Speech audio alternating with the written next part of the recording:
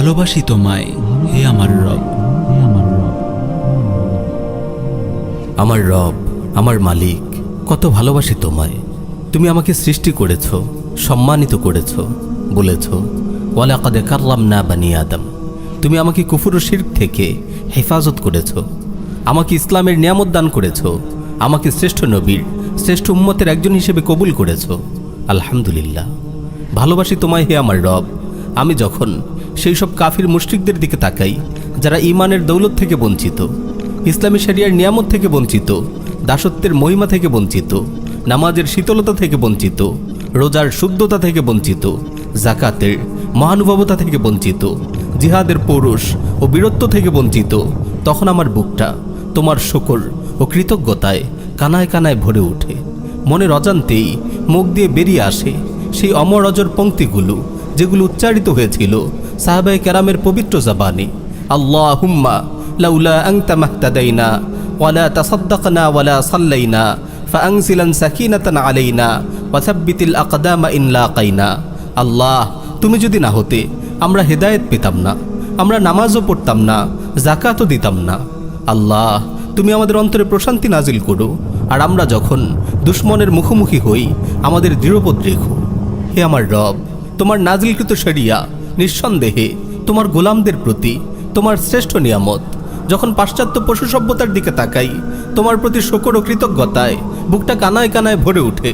আমি দেখেছি পশ্চিমাদের নষ্ট সংস্কৃতি, দেখেছি মদের বার, দেখেছি অশ্লীলতা ও ব্যয়াপনার দূষণ, দেখেছি নাইট ক্লাবের বীভৎস দৃশ্য, পারিবারিক বন্ধনহীন, দাম্পত্য সুখহীন লণ্ডভণ্ড এই সমাজে শুনেছি অশান্তি, অনাচার আর আত্মহত্যার নির্মম পদধ্বনি।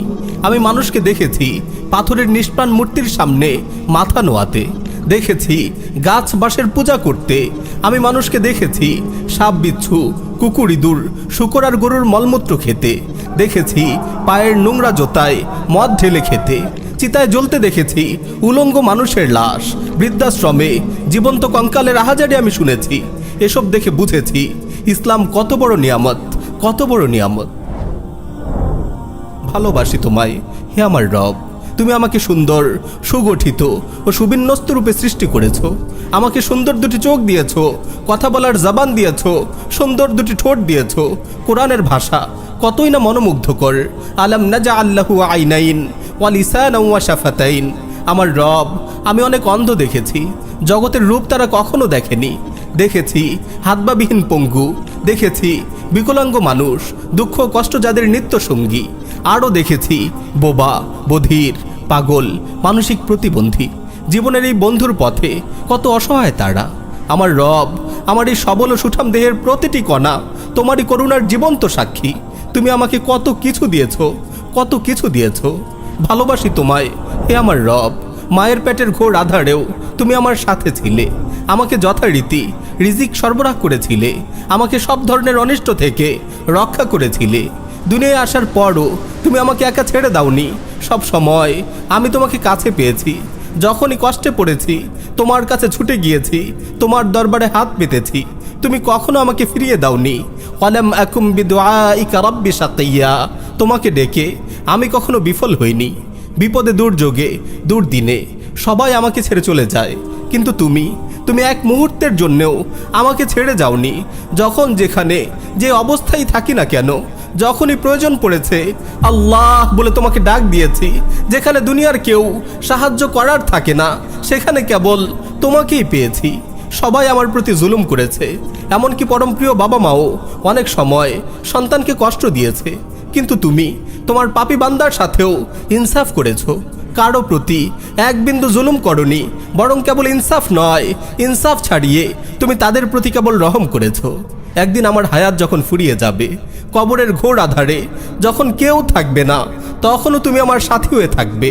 হাসরের ময়দানে যখন মা বাবা, ভাই বোন, স্ত্রী পুত্র, বন্ধু বান্ধব সবাই আমাকে ছেড়ে পালিয়ে বেড়াবে, তখনও কেবল তুমি আমার সহায় হবে। আমার রব, তুমিই তো আমার আপন, তুমিই তো প্রকৃত বন্ধু। মাওলায়ে কারীম, তোমাকে কতবার অসন্তুষ্ট করেছি, তোমার বেঁধে দেয়া সীমানা কতবার লঙ্ঘন করেছি, নির্জনে কত জঘন্য গুনাহ করেছি, কিন্তু তুমি আমাকে কখনো পাকড়াও করনি। রুদ্ধদ্বার কক্ষে যখন আমি তোমার নাফরমানিতে মজে থাকি, তখনও তুমি আমার নাকে ঠিকই অক্সিজেন পৌঁছাও, তখনও আমার শরীরে শক্তি সরবরাহ করে যাও। তুমি চাইলে তো মুহূর্তে আমাকে অচল করে দিতে পারতে, যেভাবে অচল করে দিয়েছিলে সাইয়েদা আসিয়ার দিকে হাত বাড়ানো পাপিষ্ঠ ফেরাউনকে। তোমার নিয়ামত ব্যবহার করেই আমি তোমার নাফরমানি করি, তবুও তুমি ক্ষমা করে দাও, সবর করে যাও।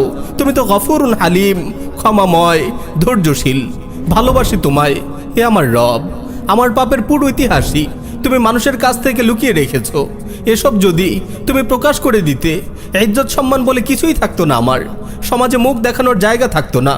কত মহান তুমি, কত উদার, কত মহানুভব তুমি। এই পাপী বান্দাকে তুমি সমাজে সম্মানিত করেছো।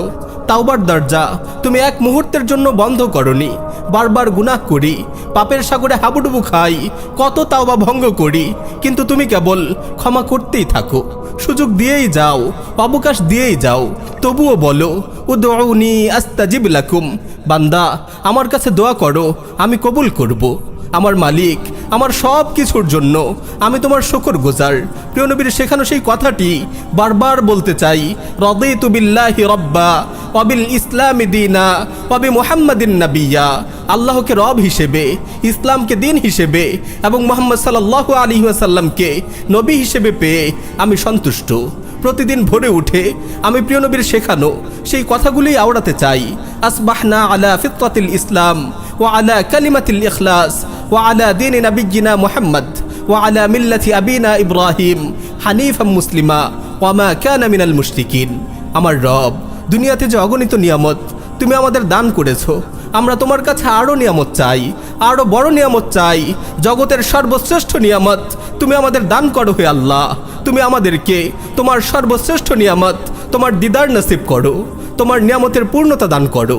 পূর্ণতা পাক তোমার প্রতি আমাদের ভালোবাসা আর আমাদের প্রতি তোমার ভালোবাসা।